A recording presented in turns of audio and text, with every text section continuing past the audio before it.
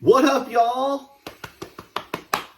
I was gonna actually wait a bit to do another one of these videos, but I keep seeing messages about people missing the videos. So I'm happy to talk. I can talk. That's not a problem. I do have a few things I do want to chat about that I think are relevant. So it's not a complete just vanity. I want to come sit and talk to you. Couple things.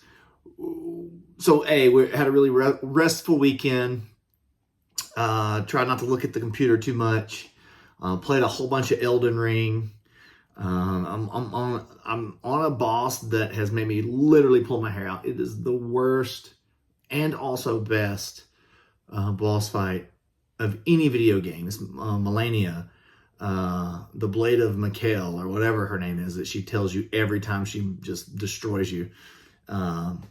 Anyway, this Elden Ring is great. It's such a good game, and I haven't played a console game in, oh God, years and years and years. Maybe it was PlayStation 1 or 2. I mean, it's been a long time. I'm a Warcraft, Overwatch. I was a Blizzard nerd, fanboy, so I spent most of my time in video games there. But yeah, had a great restful weekend. Not planning on doing a lot this week as it's part of the decompressing. You got to have some downtime after being turned on for 17, 18 days in a row. It's just what you have to do. At least what I feel like you have to do. So a couple of things.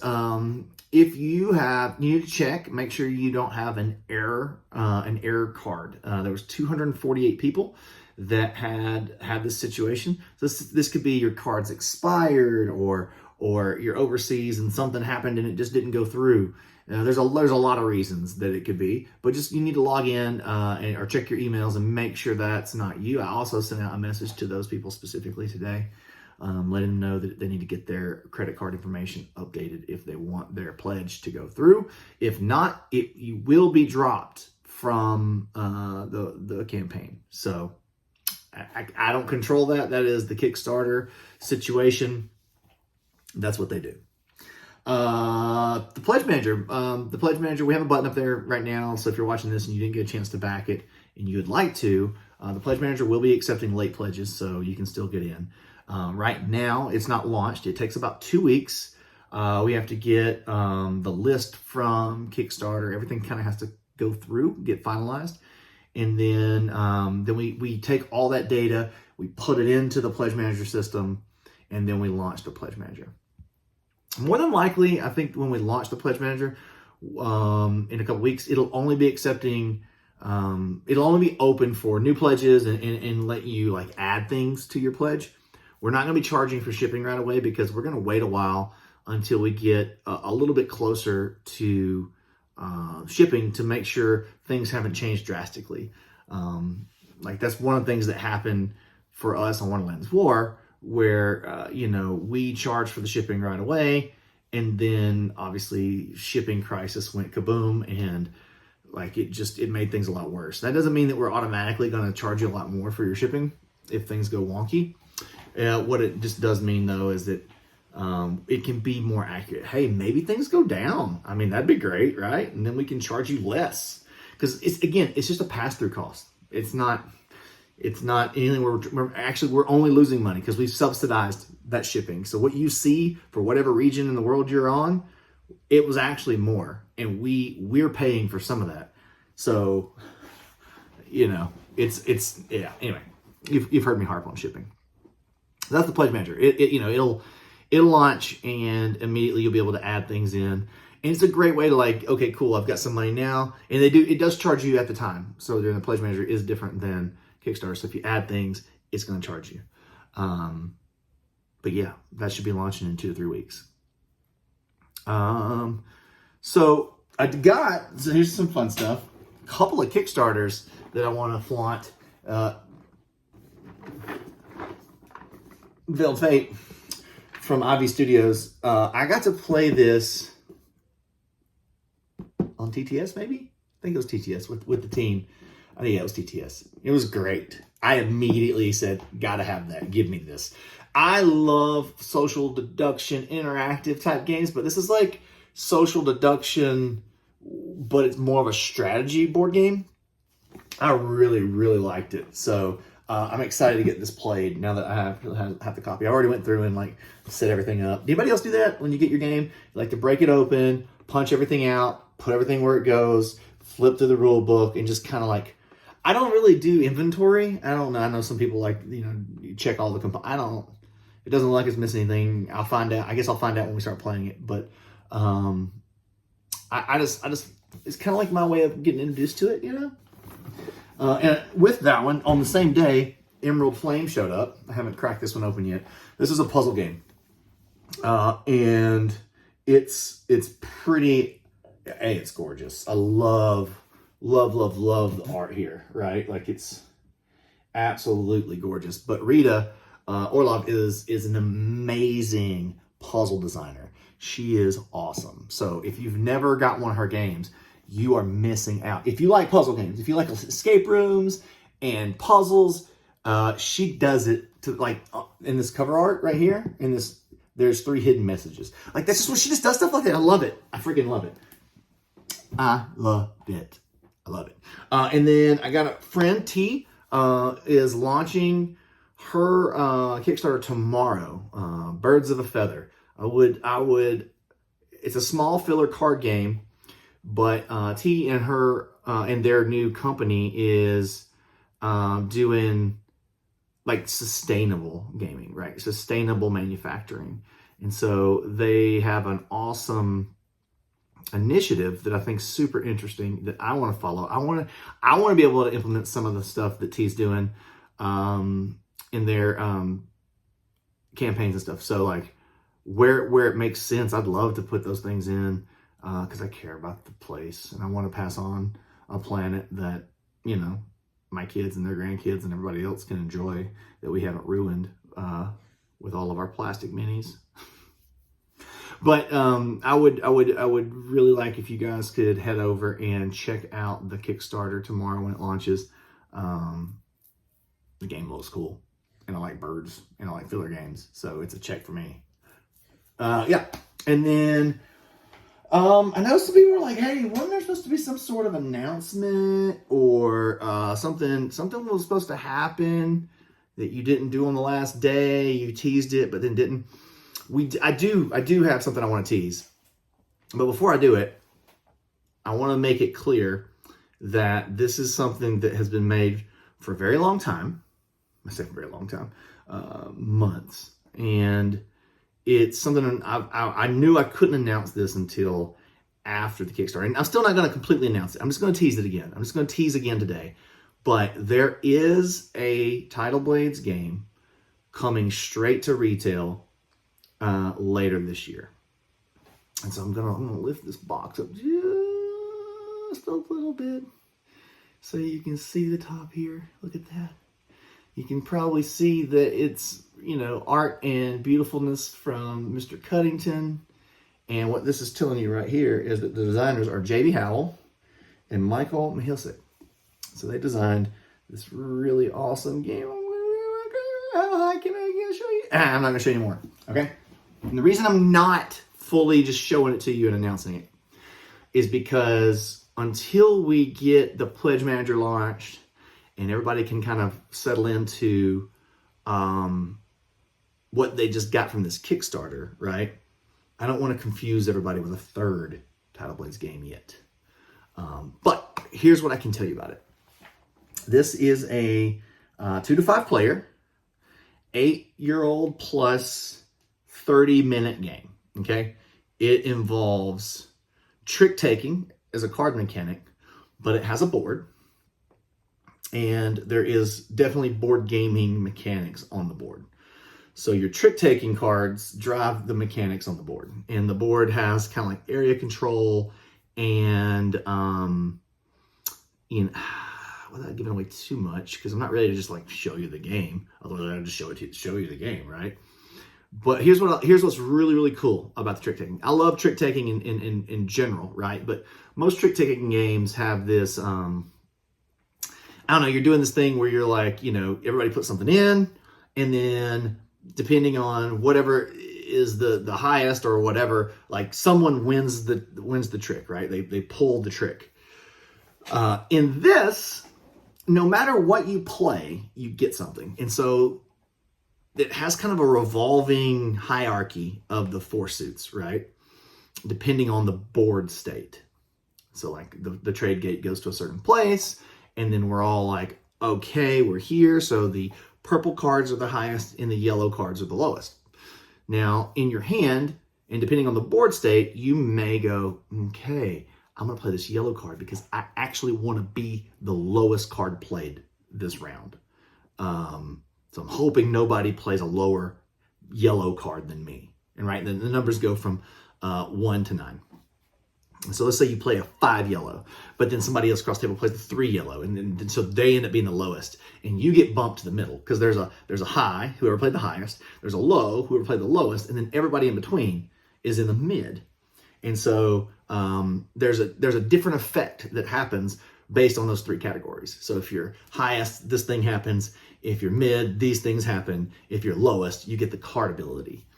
And so you're looking at your cards and you're like, this would be really advantageous for me to be lowest. So you're trying to go for low, and then somebody plays a lower card than you and bumps you, and you're like, dang it. And there's definitely some like, you're taking into account what's already been played. Have we been to this location before? Has purple been the highest and yellow the lowest before? If so, then people may still have cards in their hand. So you're like trying to remember who's played what, but okay, I've got a good chance of getting this in, sneaking this in as a low. And it has that like, oh God, we just played that. I totally get it now. Let's reset it up. Let's play it again, right?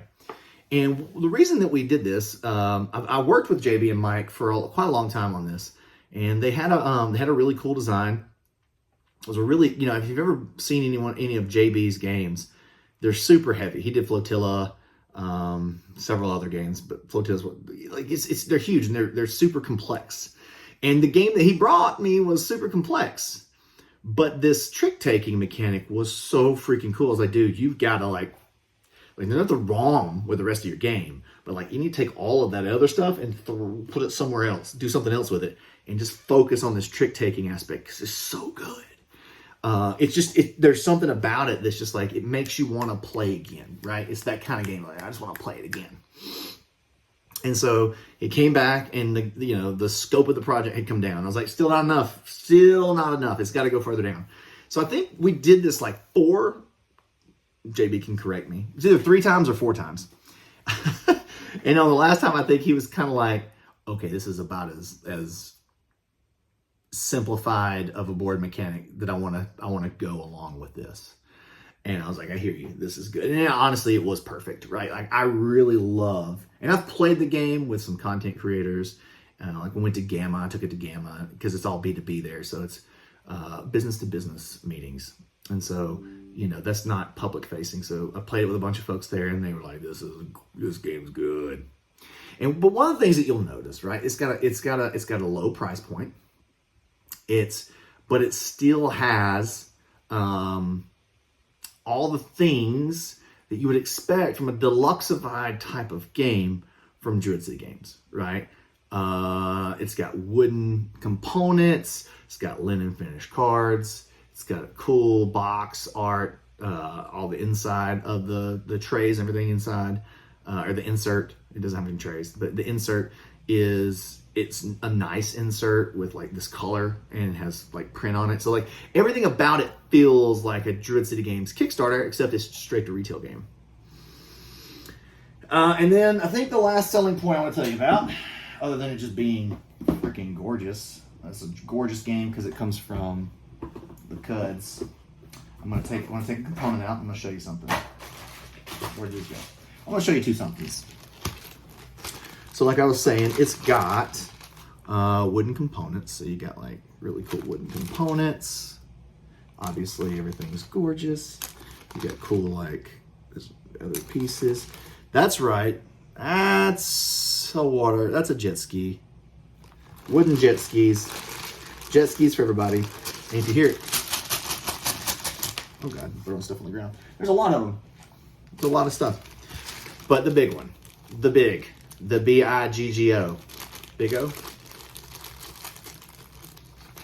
I'm excited. to show you this. I'm excited to reveal this to the world. It's got a new squishy fruit. Hey, squishy fruit. I just won't focus on it. Yeah, and it's clear, translucent, and it's squishy, squishy, squishy fruit. And it's glittery and sparkly.